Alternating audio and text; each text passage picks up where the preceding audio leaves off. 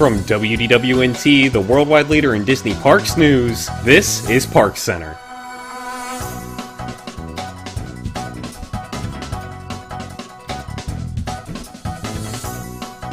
Hello there, everybody, and welcome to this week's edition of ParksCenter. My name's Ben, and joining me tonight we have Allison.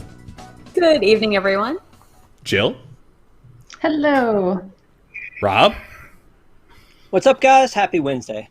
And Pete. Sivako! Happy Wednesday. And of course, we have all of you out there in YouTube land. If you don't mind, please go ahead and give us a like so that other people can find this video if you're watching live. And if you want to see more from us, go ahead and subscribe down there while you're clicking buttons. Also, a big shout out to our travel sponsor, The Vacationeer, the engineers of your next magical vacation. You can sit back and let their team of vacation planning experts craft your family's next magical Disney trip. And the best part is that all their services are free. From hotels to park tickets, to fast passes and dining, and a whole lot more, they can do it all for you. Head on over to wdwnt.travel for more information there.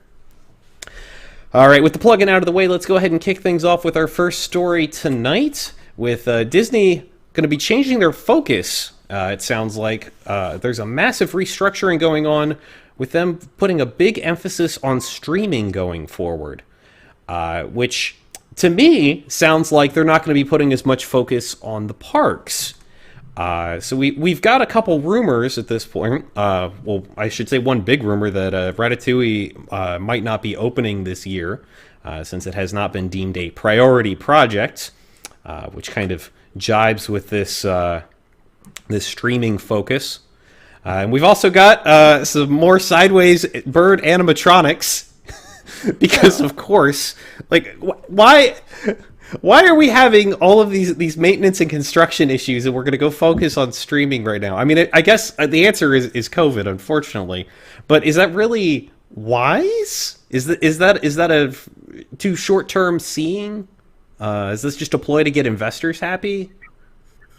Well, also, I mean, let's say... Go ahead, Allison.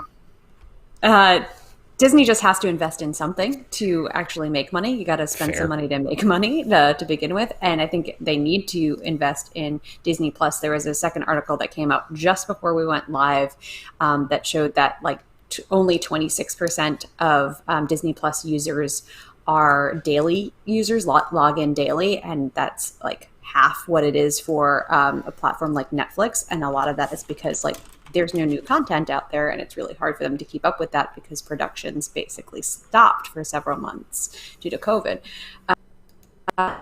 Money in there, but they also clearly need to put some money into the parks because certain things are falling apart. And we've had birds down now. That's really beautiful animatronics just down for no reason. Sorry, Pete, go for it. No, I was just going to say is that I think this is twofold. Is one, definitely COVID, that the parks are going to struggle for at least the next 12 months from now even. I don't think people are going to feel really safe until 2022, in my personal opinion. But also the streaming service has been doing well. It's not like they're trying to pump more money into it to see if it'll do well. It exceeded expectations. It broke all of its own goals. And it could use a little love. I mean, I'm sure other people have noticed, not just me, is that it could use a little bit more content. It also, I feel like, lags more than any other service, has more glitches. Mine just will time out from time to time, or words will unsync. And again, I've heard this from other people as well. So I'm sure if they put a little more time, energy, and effort into that, it's currently booming. People are staying home anyway. This makes complete sense to me. I don't see them taking money away from the parks that they've already allotted. Let's leave it as that. They're not just going to leave a ride half done. You can't do that really in construction. You can't just walk away and come back after extended periods of time. You can do it in short periods of time, have a month or two down. But I mean, work's going to get done. They've already announced these things. I think we'll see a lighter load at the next D23 with announcements. But I think they're going to finish up what they started here and hopefully keep showing love in the parks. Again, the parks are not. I hate to say this. I finally moved to Florida from New York, and then all of a sudden, parks aren't the focus. But I think if you're looking at it from a company perspective, it kind of makes sense in a way. I find this just sort of symptomatic of what Disney's been doing lately, which is kind of being incredibly immediately reactive. Let's throw all our eggs in one basket right now. Let's not think about long-term planning. Let's not think about 3 or 5 years down the road. Let's think about right this minute. I feel like that's been kind of a hallmark of what Bob Chapek has done. He did it while he was Parks and Resorts chair, and now he's doing it as CEO. That it's like, I get that streaming is where you need to be right now. I'm not disagreeing that there should be emphasis put on that, but it seems like this is, okay, let's take this giant like ocean liner and try to pivot it on a dime to focus on this other thing that is, wasn't the main focus before, and like forget all the damage that gets done while we swing away from the stuff that we were pointed towards before. People are in the parks. Like we've been talking for weeks now about the crowds. People are in the parks. The parks are making money, not as much money as they might like. And I understand, again, that streaming has more potential for generating additional revenue. And by all means, Disney Plus needs more content. But I feel like this is, throwing the baby out with the bathwater or reacting too quickly and too extremely to a situation that is going to be changing again 2 years down the road. So I think that for me, it didn't say, hey, we're not going to be putting anything into the parks. My take on this, and keep in mind, this was the most politicalese, legalese statements that I've ever seen. You could like reread those paragraphs a couple times ago. What did he really say? Was he really saying anything, or was he just talking in circles? So what I took away from it was that instead of like not investing in the parks, what they're talking about is refocusing their entertainment side to do more streaming. And I think that everything that they do in the movie theaters and in the parks has definitely been hit hard by COVID. But now here you have this outlet like Disney Plus where you can actually push streaming content to people and get them in their houses where they're quarantined for God knows how long. So to me, I didn't see it as, hey, we're going to like not do stuff in the parks. I saw it as, hey, we want to refocus some of our other properties like the movies into Disney streaming service. But as far as streaming service and Disney not having content on it, I mean, no one really has content. If you look at NBC, CBS, ABC, all these other places, they run out. I mean, there's some stuff that they put on there. Even Netflix has put some stuff on there that I'm thinking, would this really have made it if it hadn't been for COVID? Because they probably had it somewhere and said, hey, let's go ahead and put this out there anyway. Because they're hungry for content. They're recycling content from the DC universe onto HBO Max and CW because they don't have new content because there has been nobody making shows. So I think that Disney Plus is they had a whole slate of stuff that was ready to go. All these Marvel shows, we should have been into the Marvel shows already. All these things should have already been happening, but because of COVID, they couldn't. Now, all that said, they have this huge library from Fox that they still haven't shared with us. And I think that they've got a huge opportunity with some content that they already own to be able to put some content out there pretty quickly.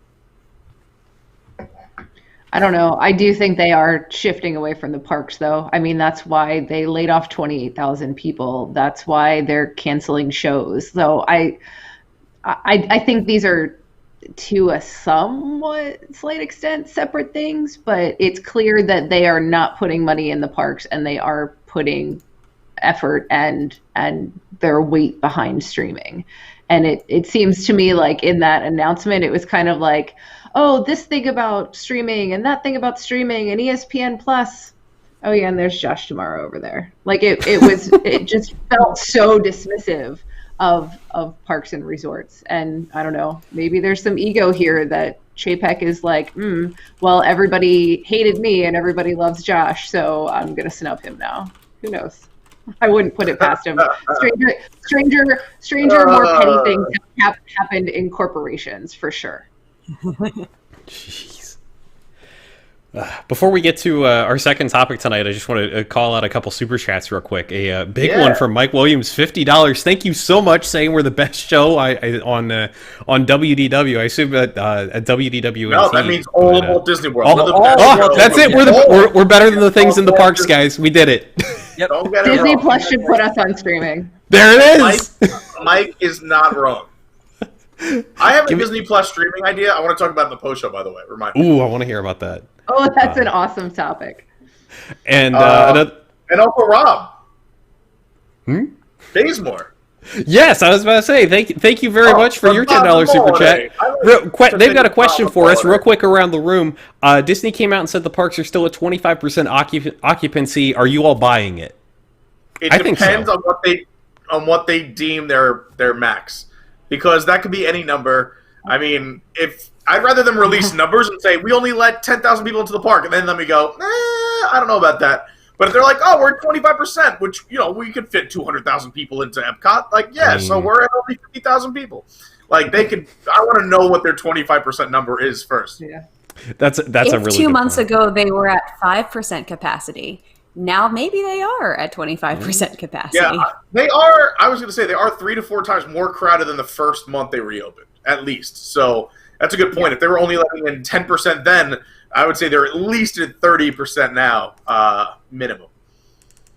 There's no I think if you take out the fact that there are all these things that are closed that people can't do, and the 6-foot distancing they need to do in the queues, I do think it's going to look more crowded than it actually is. So I think 25% could be accurate, but also there's just less stuff for people to do and to allow that many people in. I know that Jason talked about in pressing issues when all this first went down, that the capacity should be based on how many people you can keep busy. So if you don't have nighttime fireworks, you don't have parades, your capacity should be down. But if they're going by the old number, I believe it. If they're going by a new revised number based on how many things are open, then I'm skeptical.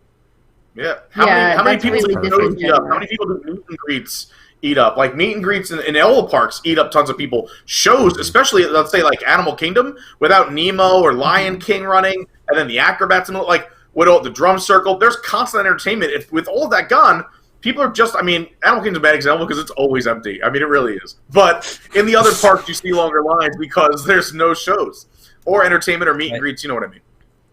If they are calling this percentage of capacity against full capacity with everything open and running, then that's really, in my opinion, incredibly irresponsible, borderline libelous to say we only have 25%, but it's not of your current capacity. You can't say it's like saying, oh, we closed a park, but we're still operating at 100% capacity when there's an entire park no longer in the picture. You can't do that. That's not an accurate portrayal, especially in this day and age where people are making health conscious decisions about whether it's safe for them to go, to basically kind of be flat out lying to them about how many people are in the parks is really irresponsible on Disney's part if that's what they're doing. And honestly, I can't see how there's anything but because those parks are mobbed. There's no way they are at 25% of current capacity. Well, we're going to come back to crowding a little bit at the bottom of the show, but next up is Disney being, I guess, a little more responsible. They have put out new signs saying, quote, guests not properly wearing an approved mask will be asked to leave. This has now been spotted over at the Magic Kingdom and over, they've got a variation of this over in Epcot. They have those other signs at the other parks too, by the way. Okay, good. So they do have that park across the resort now. I figured it wouldn't take long, but I hadn't seen any pictures of it. And it's funny because you could tell the wording. They just added words. Really, it used to be wear a mask. And now it's guests not properly wearing it. It has to be properly worn, and it has to be a certified approved mask. Then you can stay in the park. Otherwise, we have every reason to toss you if we want. So this is, I think, just Disney covering their behinds.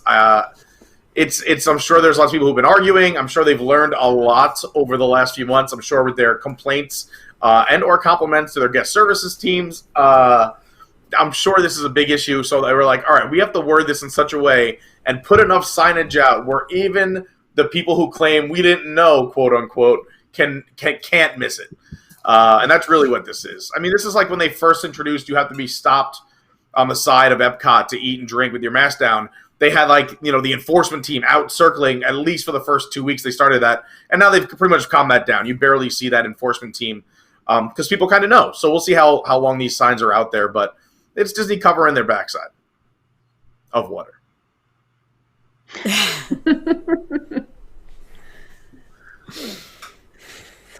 I just want to say, though, Disney does a great job of this. And again, we've talked Yes. about this, but being there and being at Disney and seeing that they are enforcing the rules, the story of the guy that Pete caught, yelling Hopper quotes.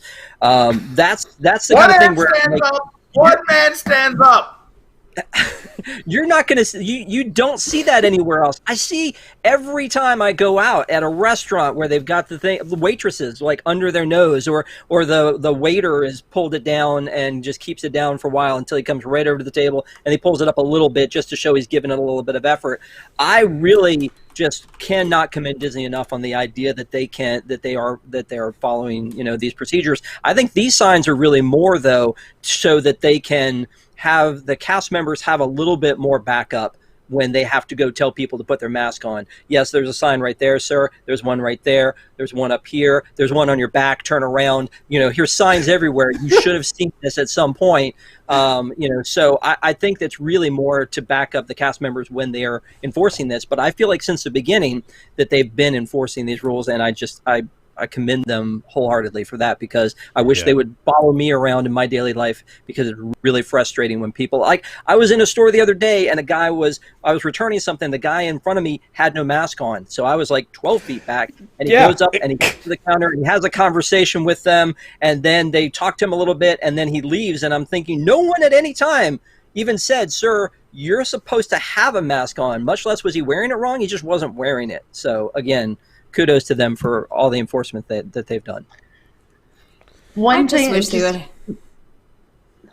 Go ahead. Go for it, Jill. I'll finish it. Go for it, Jill. I was just going to say, here's the problem, though. That was 100% the case when there were fewer people in the parks. Now that there are so many more people in the parks, it's not that enforcement isn't still happening. It's just getting much harder. Because guess what? There aren't enough cast members working in the parks now to go up to every person who's a violator. I'm seeing people in the chat saying they saw somebody at Epcot a lot of people at Epcot with their masks under their nose. Before, that was like an immediate, you were getting talked to by a cast member if your mask was under your nose. Now there are so many people in the parks and so not enough cast members that it's really starting to become a problem. And I think that's part of what these signs are about, is Disney's trying to replace the cast member to guest ratio with just more signage instead of actually having enough cast members to be going around enforcing this. Speaking of cast member enforcement, this one kind of gets me. So a guest brought an AR-15 rifle and handgun to the Disney's Polynesian Village Resort out of fear of local protests. Which make of it what you will for that part, but I'm not touching the fear here. What I'm interested in is the fact that Disney stored his guns through the end of his stay at the hotel safe, and the rifle was stored at Disney's Animal Kingdom Lodge. That's not how it works when you violate the rules that Disney has that says we don't allow weapons on our property. B, they put the rifle at Animal Kingdom Lodge. Do they just have like a gun safe at Animal Kingdom Lodge, like in case the animals get out? Like, I'm very confused and also very amused that this resort is better equipped to handle rifles than any other resort on property. So let me get this straight, Disney. My mask is askew, and I will be asked to leave. I secretly, because this was hidden in a guest's luggage, bring in an AR-15 and a handgun. Don't disclose it, and it's found by cast members. These are clearly banned items on property. Doesn't matter if I have a license to carry concealed or not. Like, this is not allowed on property. And they will say, "Thank you, ma'am. We'll store them for you. Have a magical day." What world is this? This is terrifying. So we were told for years. Go ahead, Jill. I was just gonna say, it amazes me that he got caught, because they got found because of a Bell Services person was carrying the bags and wanted to know why they were so heavy, and that's how the Bell Services cast member figured out that there were weapons. But right now, Disney is pushing everybody towards online check-in. You check in online, you check in on the app, you go straight to your room, your Magic Band opens the door. anybody could bring anything onto Disney property and bring it right into their resort room, because there's no filter from a Disney personnel standpoint between you driving onto Disney property, parking at your resort, carrying your bags into your room. Like, this could be happening all the time, and we have no idea. And if that weapon is discharged by accident in the room next to you, it goes right through the right through the wall into your room. Like, it's horrifying. Everyone's there with their children and their families, and you don't want people with like semi-automatic weapons in the room next to you.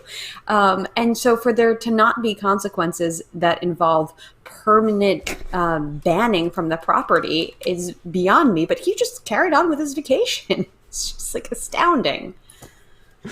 Yes, maybe Disney security should focus more on that and less on, people who are just in the parks doing their jobs. Just saying. Maybe Disney security Disney has needs to get their act so together a little bit. They've covered their behinds. We've heard in Animal Kingdom over and over again, be on the lookout for poachers. If you see them, call the warden.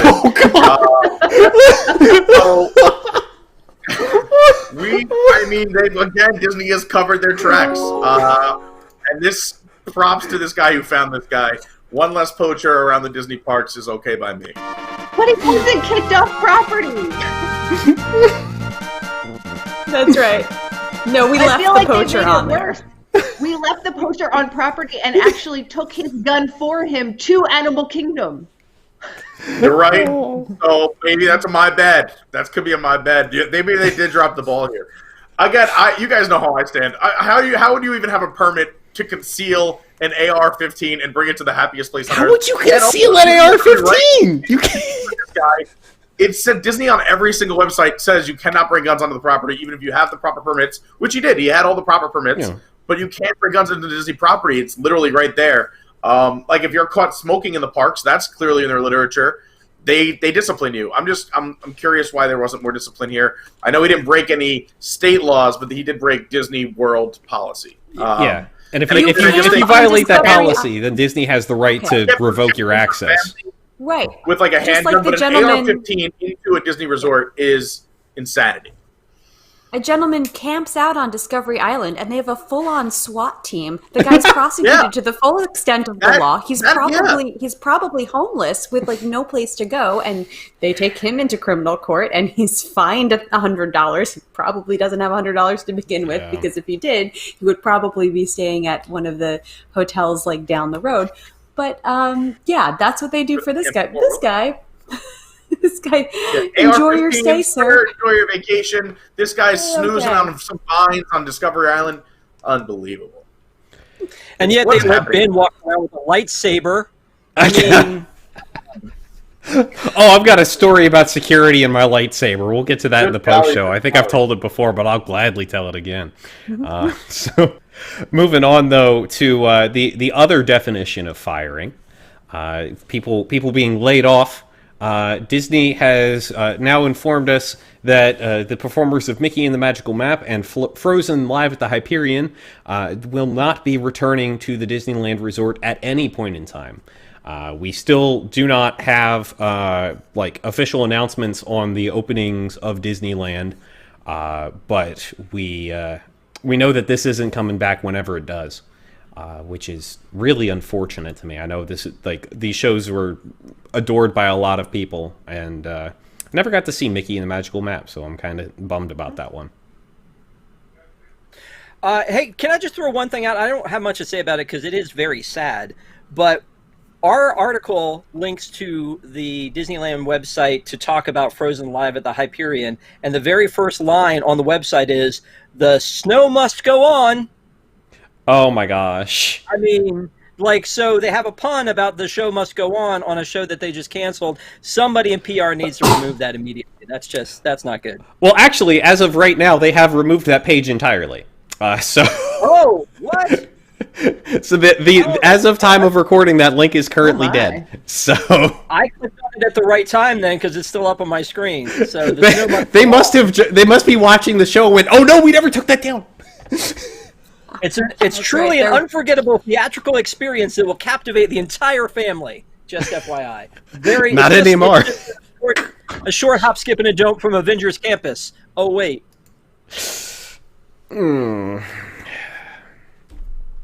Pete's back. Welcome back. So I didn't like this topic. Yeah, that's fair. So me sad. we did have another story kind of related to this. Now, chat, I need you to promise to be civil, okay? I'm only going to bring this up if we're going to be sane, okay?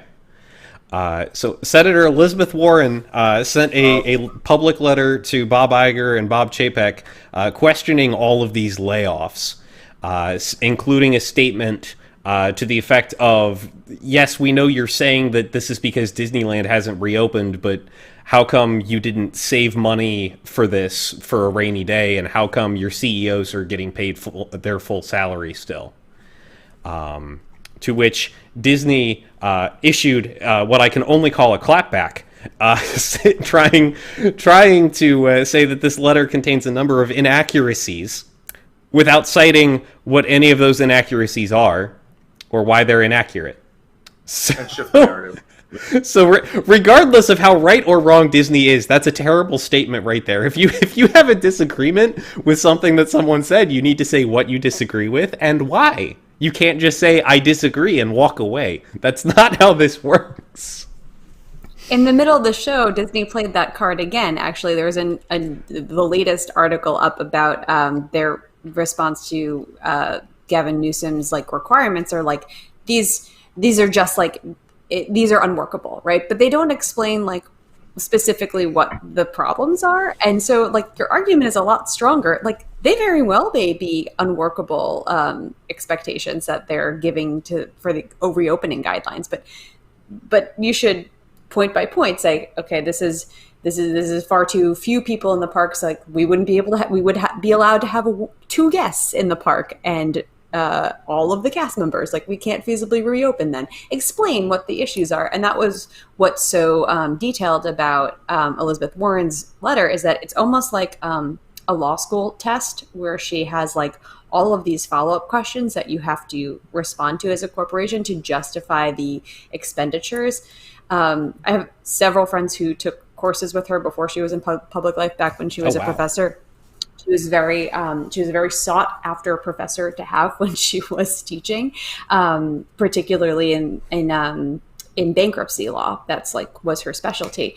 And so she really understands where businesses who are struggling financially should be allocating their funds. And so she knows exactly where to peek into the operations and the decision-making of the company. And I think Disney was not ready for that level of inquiry, a public inquiry. And that's why they can't respond. They shouldn't have restored executive salaries when 28,000 people were being laid off. Bad optics, and it makes it sound, by her questions, that perhaps the math doesn't quite add up there. Allison, I love it when you tackle a topic like that. You always do such a good job with it. Yeah, I don't want to eloquent you, so I'll just let you have it. Yeah. But that new story talking a bit about how Chapek is still frustrated that Disneyland can't open. We do have some more updates. Not anything definitive, but just some action on the front, I guess you could say. Disneyland has started adopting additional health and safety protocols, including signs in Spanish, after getting a visit from some healthcare officials. They are now offering free COVID-19 testing for local cast members, which might be an indicator that they're gearing up for getting folks back on property and working. Governor Newsom's strike team visited Walt Disney World last week to assess what their COVID-19 health and safety protocols are and what he might want to adopt for his state. Disneyland has gone out and reached an agreement with 11 different cast member unions, making a quick reopening very possible as soon as if we were to get some government guidelines indicating what was needed to reopen. So it seems like a lot of gears are turning. Disney's expecting there to be a drop sometime very soon.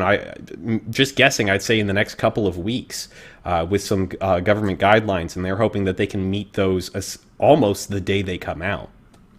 Look at poor Rob. He's like, Lucy, you're gonna hold that football again up for me.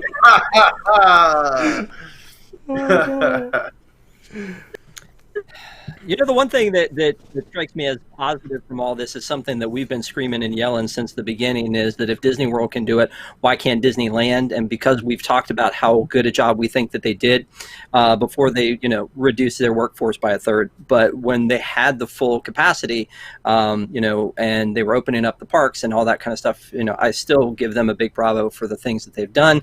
And it's like, you have the blueprint, you have the model. It's called Disney World. Go look at it. It's much, much bigger. They seems to have it under control.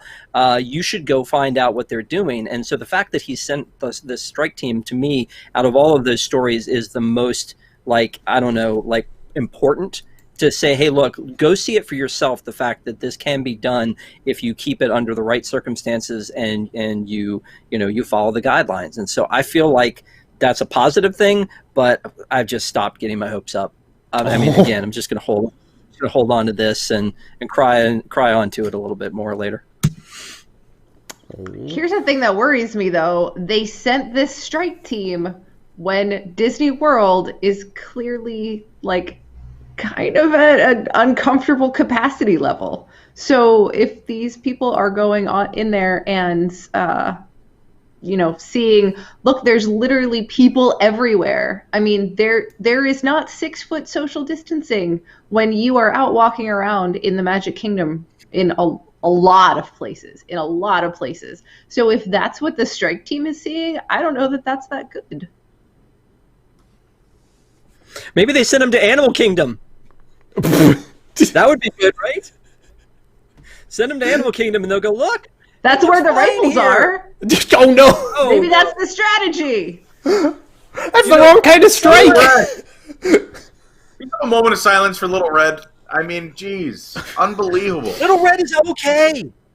They told us that over and over again. Little Red is okay. Oh gosh. Symbol 1. All right, let's pick up a little bit of lost time here and move on to more crowding issues, which is not particularly surprising. So we've got just a heck of some pictures here in terms of crowd levels and lack of distancing that's been going on. We've got that makeshift guy in the extended green queues. lives in my development. What was that? The dancer in the bright green in the top right. Yeah, he lives. He's in my development. He's a really cool guy. Oh, cool. That's awesome. It's a great day. But crowds have been a problem, and I know that Jill has seen this firsthand, and I'm willing to bet that Pete has as well. So you folks can probably talk to this better than I can from just some pictures. But is it really as bad as I'm making it out to be, or is it worse? Is it better? Listen, where are you going to put these people? You have the social distance 6 feet. On top of that, you're doing every other car or every third car. And your party sizes are smaller. So even if you're doing a car, if there's only 2 of us, you have to send the 2. If there's 6, you send 6. So you're operating at maybe a third of the time and the capacity of that ride. And now not only that, you have to social distance 6 feet. So there's just not enough room to put people. And again, we already talked about it earlier in the show. There's no meet and greets. There are no shows. There's no fireworks at night where you can go on the rides at night. There's no parades in the middle of the day. There's a cavalcade in some parks, or characters on a boat flying by, but they're not eating crowds. So you have more people trying to go on attractions. You have a less capacity, and you're social distancing 6 feet. It's gonna look and feel crowded. I mean, I don't go on the weekends anymore because it's too crowded for me now. Because these lines start flowing into other lines, and then sidewalks, and now you're not 6 feet. It just doesn't feel safe. It doesn't feel comfortable, and especially during a pandemic, it's not that super safe feeling I had when the parks first opened. During the weekdays, I think it's very doable. I was at Epcot today. I've been in the parks at least once a week, every week since they've been reopened. I'll be at Hollywood Studios tomorrow, live stream. Check it out, 10:15. But yeah, this is just logistics. I mean, what is Disney supposed to do? Let less people into the parks. legitimately have 25% of their actual current capacity. That's what Disney is supposed to do. It's true. Like there is such a night and day difference now between what it was like a couple months ago and what it's like today in terms of the amount of people around you at any given time. I mean, I understand when the parks first reopened, there was like no one there. It was crazy. But it is like, I mean, it's gone from 0 to 60 to 200 in a couple of months that it's just like, no, let's let in some more people. No, let's let in some more people. And you go in now and like literally it because of the social distancing markers for the queues are all spilling out into walkways. They're sending people backstage at Galaxy's Edge, which like, as a longtime Disney fan, the idea that they're using backstage for queue space makes my skin crawl.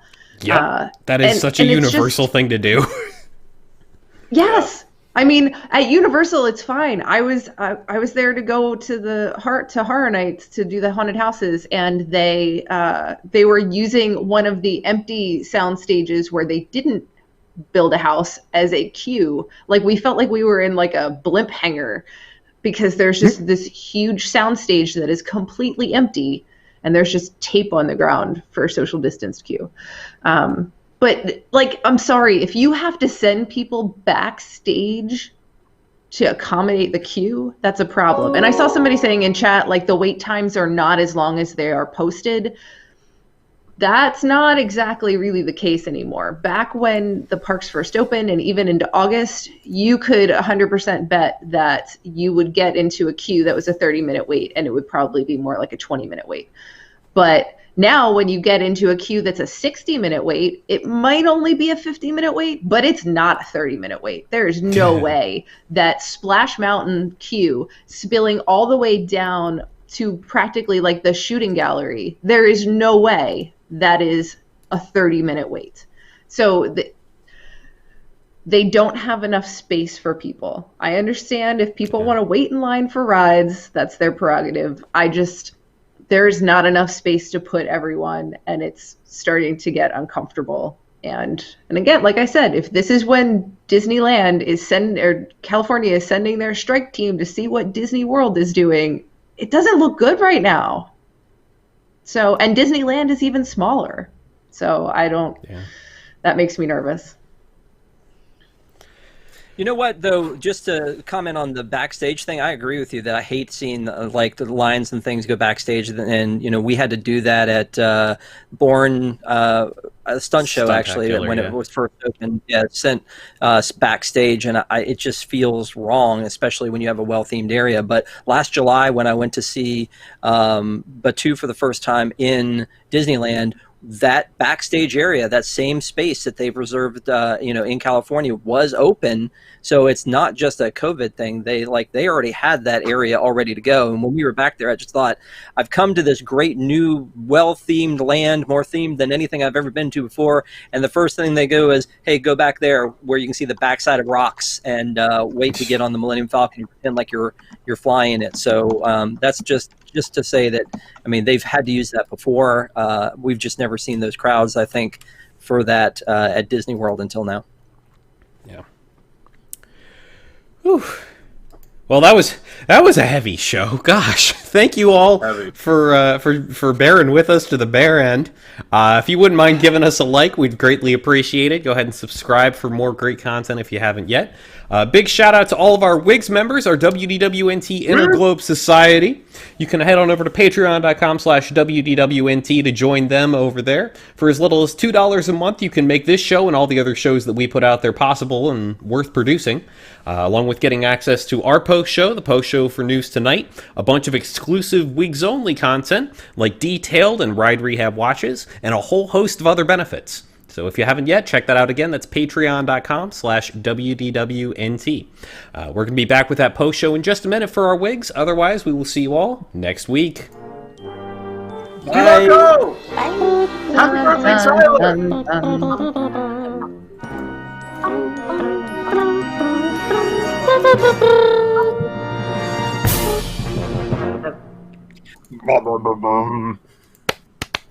Where is he at? Banana Ben. There he is. Little Ben. There's a Little boy. Ben. It's quiet, Little Ben. What a man.